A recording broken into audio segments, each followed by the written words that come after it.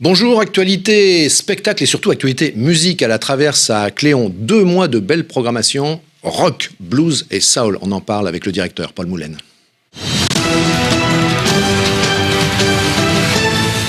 Bonjour Paul, allez j'ai envie de dire Paul, on est dans le domaine de la musique, on va pas faire guinder. Bonjour Sylvain. Ah vous m'appelez Sylvain d'ailleurs. Très bien, excellent. Alors vous Paul, depuis 5 ans, vous êtes le directeur de la Traverse à Cléon. Vous décrivez cet établissement comme un bel établissement, vous y trouvez ce que vous appelez de beaux projets. Bref, vous êtes un directeur heureux? Je suis un directeur heureux effectivement et qui est plutôt fier de mener la barque de la Traverse et de conduire aux destinées et à la programmation de ce qui s'y passe. Allez, pour tous ceux qui nous regardent, on va leur donner une petite info. La dernière fois qu'on s'est croisés, c'était à la Traverse et on était allé faire ce qui a été la dernière interview télé d'ailleurs de Dick Rivers avant que malheureusement le rocker ne décède quelques mois plus tard. Et oui, malheureusement, ça a été son dernier concert en Normandie, un des derniers concerts de sa carrière, devant une salle absolument pleine. Absolument pleine et déchaînée d'ailleurs, si je me souviens bien. Et déchaînée et un super concert.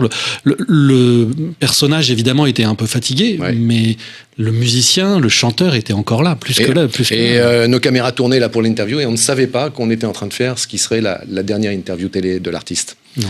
Alors, bon, là, on parle de cette programmation thématique, vous ne l'appelez pas festival, ça débute le 5 mars, ça va jusqu'au 16 mai, et je disais en intro, rock, blues, soul. Donnez-nous un peu envie, Paul. Qu'est-ce que vous nous proposez à Cléon?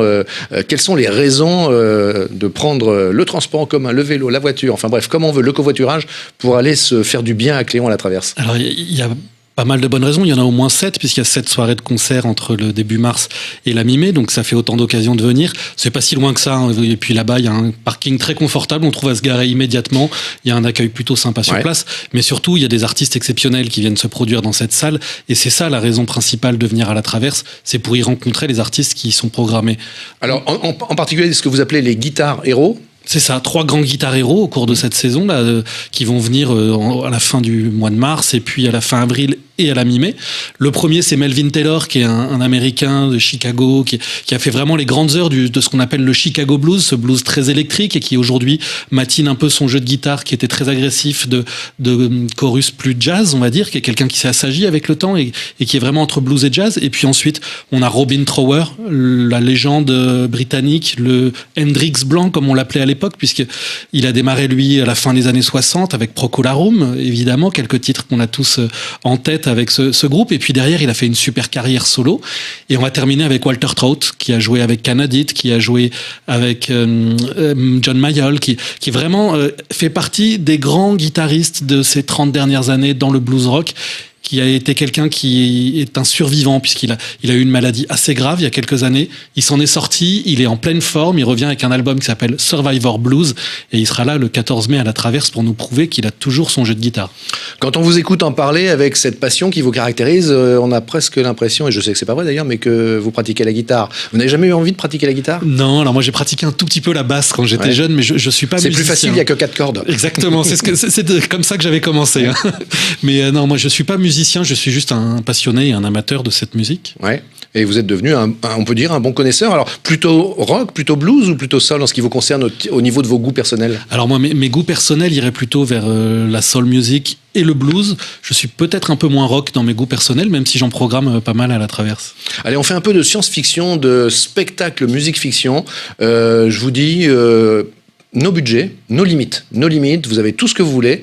Quelle est la programmation de rêve? Allez, 3 artistes, un soir à la Traverse à Cléon. Alors encore une fois, on est dans le fantasme, on est dans le rêve. Tout est possible. Quels sont les 3 artistes que vous conviez?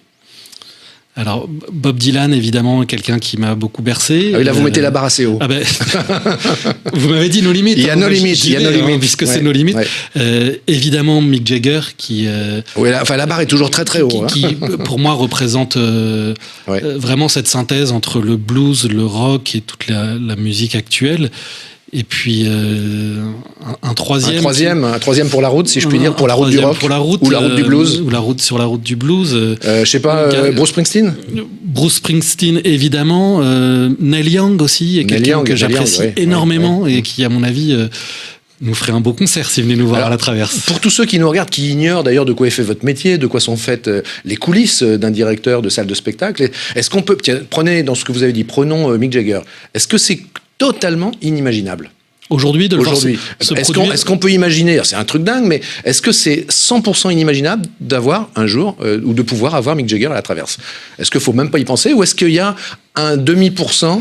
Non, je crois que je vais vous décevoir et que je vais décevoir pas mal de gens qui nous écoutent. C'est impossible. Aujourd'hui, on n'a même pas accès, nous, aux gens qui le font tourner, qui sont dans son entourage. Les concerts des Rolling Stones, c'est quand même très rare. C'est très rare, c'est très packagé. C'est très packagé, c'est dans des salles immenses.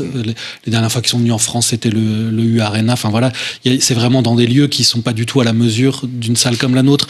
Après, si ça avait été quelqu'un dont j'aurais connu quelqu'un dans l'entourage, etc. Je vous dis pas, mais là, Mick Jagger, non. Toujours dans les coulisses, j'imagine qu'avec votre équipe, vous travaillez longtemps à l'avance sur des artistes que vous avez envie de faire venir. Quel est celui, alors artiste ou groupe, après lequel vous courez depuis un moment et dont vous savez que c'est possible, mais que vous n'arrivez pas à faire venir ou que vous aimeriez bien programmer? Alors, il y a quelqu'un comme Popa Chubby, par exemple, qui est déjà venu ici à la Traverse, mais qui n'est pas revenu depuis longtemps, puis qui sort un nouvel album cette année et j'aimerais bien pouvoir le voir passer par chez nous, parce que c'est quelqu'un d'assez emblématique du blues new-yorkais et qui vraiment a marqué l'histoire de cette musique et continue à l'écrire aujourd'hui. Donc c'est quelqu'un que j'aimerais bien voir. Il y a Gary Clark Jr. aussi, qui est un super bluesman américain derrière lequel je cours un peu depuis quelques années, que j'aimerais bien pouvoir attraper un jour ou l'autre, mais qui est assez rare en Europe. Voilà, oui, c'est-à-dire que ça dépend des tours qui se composent en Europe, évidemment. Et bien évidemment, nous, on est sur la musique plutôt afro-américaine, donc on attend un peu de voir quand ces artistes viennent sur le continent européen. Deux mots pour finir sur l'autre temps fort de la Traverse à Cléon, qui est ce festival. Alors là, c'est bien un festival. Blues de Traverse, ça fait 25 ans ça fait un peu plus de 25 ans maintenant que tous les automnes, au mois de novembre, on programme du blues et le festival Blues de Traverse. En gros, pendant un mois, on a 10 à 12 concerts qui ont lieu à la Traverse, des concerts qui ont lieu dans des salles partenaires. Vous pouvez déjà, pour l'automne 2020, là, peut-être nous donner un nom? Non, pour l'instant, on est vraiment en train de travailler sur ce que va être la programmation. Il devrait y avoir quelques beaux noms, en tout cas, on s'y attelle. Mais pour le moment, je ne peux pas encore les dévoiler. Voilà, mais merci beaucoup, Paul Moulaine. N'hésitez pas à revenir. Ça fait un moment qu'on s'était vu, d'ailleurs. Peut-être on a laissé passer trop de temps. Et je reviendrai avec plaisir. Voilà, revenez avec plaisir. Donnez-nous un peu les échos de la Traverse, si je puis dire. Cette salle dans laquelle vous programmez du rock, du blues et du soul. Et on le reprécise, cette programmation thématique pour 2020, eh bien, elle commence le 5 mars et elle se finit le 16 mai. Et il y a des places encore disponibles, bien évidemment. Pour tous les concerts, pour le moment, oui. Voilà, merci beaucoup, à bientôt. Merci à vous.